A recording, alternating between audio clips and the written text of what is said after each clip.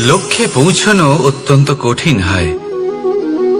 কেউ ভাবেন যে কেন এত কঠিন হয়, কেন এত কষ্ট করতে হয় লক্ষ্যে পৌঁছানোর জন্য। এই লক্ষ্য সরলভাবে কেন আমার কাছে চলে আসে না? চলুন আপনাকে একটা কথা বলি, যদি আপনার লক্ষ্য কঠিন না হয় তাহলে তাকে পাওয়া আপনার পক্ষে অসম্ভব হয়ে উঠবে।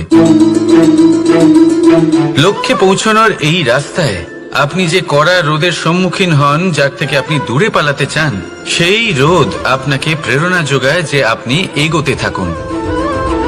ভাবুন একজন যাত্রী যে কিনা নিজের লক্ষ্যের দিকে যাচ্ছেন, সেই পথে উনি যদি একটু ছায়া পেয়ে যান আর উনি ওখানে বিশ্রাম নেন, তাহলে তার সাথে তার ভাগ্য গভীর নিদ্রায় সেখানে বিলীন হয়ে যায়। তাই পরিশ্রমের করা রোদের থেকে কখনো দূরে পালাবেন না। জীবনে শুধু সামনে এগোতে থাকুন দৃঢ়তার সাথে। আর লক্ষ্য সরল হোক, কঠিন হোক বা অত্যাধিক কঠিন হোক, একটা কথা মনে রাখবেন, যে জীবনের লক্ষ্যে পৌঁছতে পেরেছে সে লক্ষ্য প্রাপ্তির জন্য আফসোস কখনোই করে না। রাধা রাধা। ধৈর্য, এই ধৈর্য কি কোনো গুণ, কোনো অনুভূতি, কোনো দৃষ্টিভঙ্গি? আমার জন্য ধৈর্য এক বাহন। আপনি হয়তো ভাবছেন এই কেমন বাহন? বাহন তো ঘোড়া হতে পারে, হাতি হতে পারে, উটও হতে পারে, কিন্তু ধৈর্যকে বাহন বানানো মানে? চলুন আপনাকে একটা কথা বোঝাই। পৃথিবীতে এমন কোনো বাহন নেই যে তার আরোহীকে আছড়ে ফেলেনি।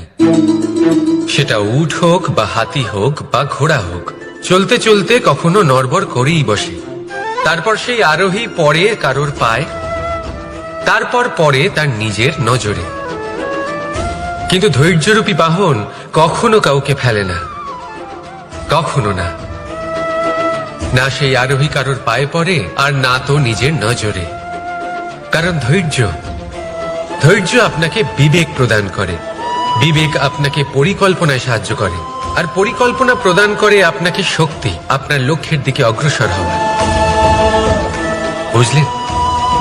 ধৈর্যকে সঙ্গে রাখুন, নিজেকে আরো ধৈর্যশীল করে তুলুন। এই ধৈর্যের সাহায্যে আরোহণ করে দেখুন কিভাবে এই বাহন আপনাকে আপনার গন্তব্যে পৌঁছে দেবে। রাধা রাধা। সংসারে এমন একটা ভ্রান্ত ধারণা রয়েছে যে সবকিছু ভাগ্যের দ্বারা পাওয়া যায়, কিন্তু ভাগ্য, প্রারব্ধ এ তো সকলের জন্যই সমান হয়। এটা তো ব্যক্তির উপরে নির্ভরশীল হয়, তার আকাঙ্ক্ষার উপরে নির্ভরশীল হয়, বাসনার উপরে নির্ভরশীল হয়, স্বভাবের উপরে নির্ভরশীল হয় যে উনি সেটা নিয়ে কি করেন।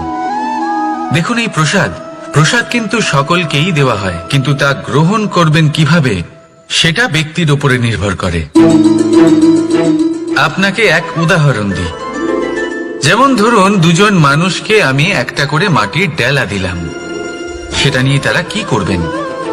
একজন মানুষ তার ছোট ছোট ডেলা বানাবেন আর পথযাত্রীদের ওপরে ছুঁড়ে মারবেন, হাসি ঠাট্টা করবেন, তাদের বস্ত্র নোংরা করে দেবেন, সেটাতেই উনি আনন্দ পাবেন। অন্যদিকে দ্বিতীয় ব্যক্তি সেই মাটির ডেলা দিয়েই নিজের জন্য একটা কুঁড়ে ঘর বানাবেন। সেই কুঁড়ে ঘর যা রোদেতে, বৃষ্টিতে, ঝড়ে তাকে সুরক্ষিত রাখবে।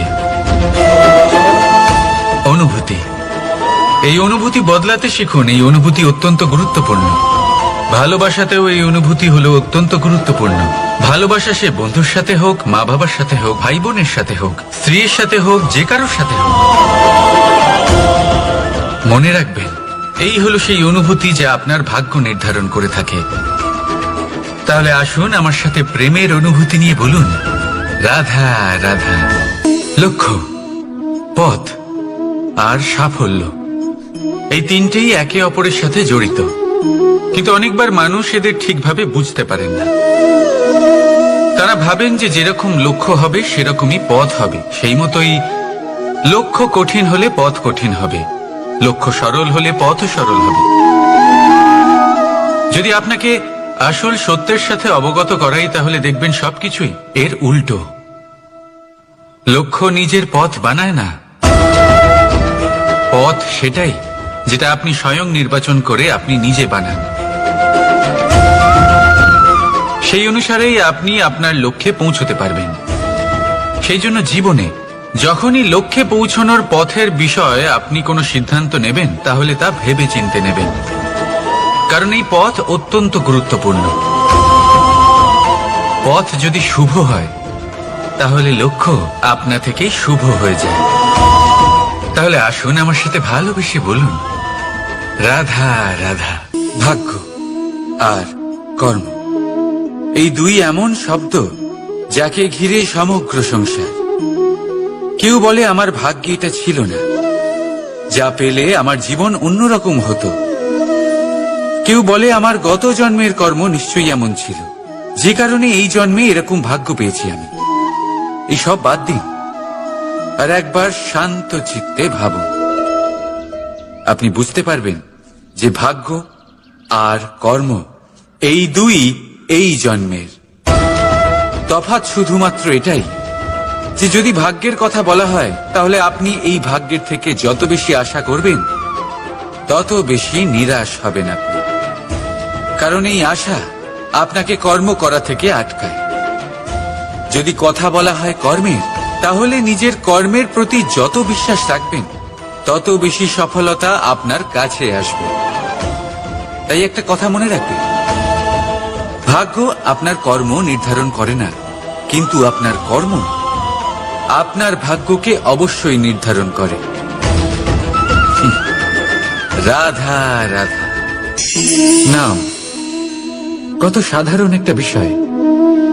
প্রত্যেক মানুষ যে জন্ম নেয়, তাকে একটা নাম দেওয়া হয়, যা সে পেয়ে থাকে তার মাতা পিতার দ্বারা, না হলে তার গুরুর দ্বারা, বা কোনো আত্মীয়ের দ্বারা, বা কোনো কাছের মানুষের দ্বারা।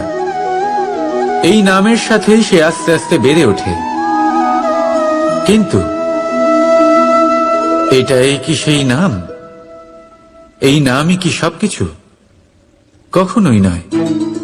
একটা নাম সেটা যা আপনি জন্মের সময় লাভ করেন, যে নামে আপনি কর্মের পথে অগ্রসর হন।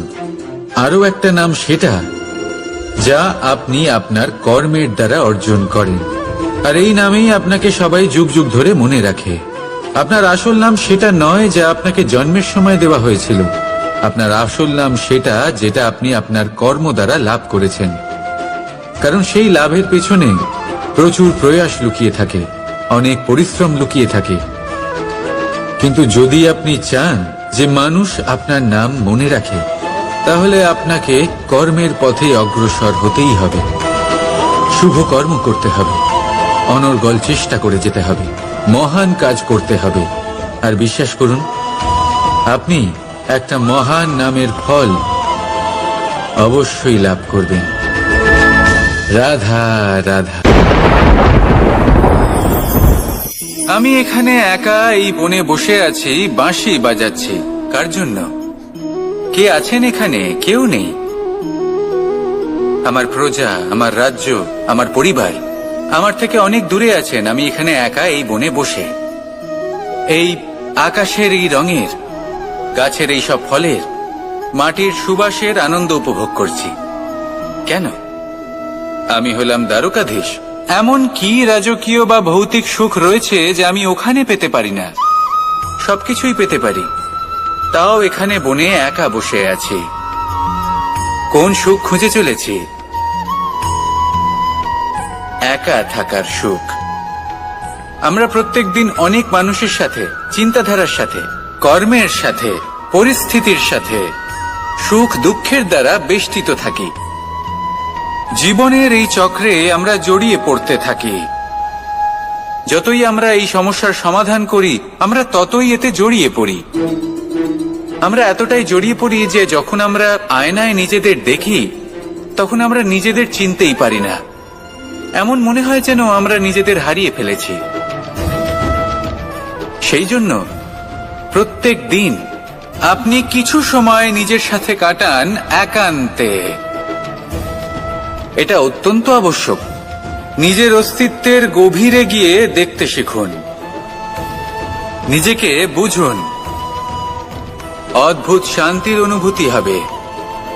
যেমন এই বায়ু, এই বৃক্ষ, এই পুষ্প, এই নিসর্গ, এদের মতো আপনিও কখনো একলা হতে শিখুন। কখনো নিসর্গের একটা অংশ হয়ে দেখুন।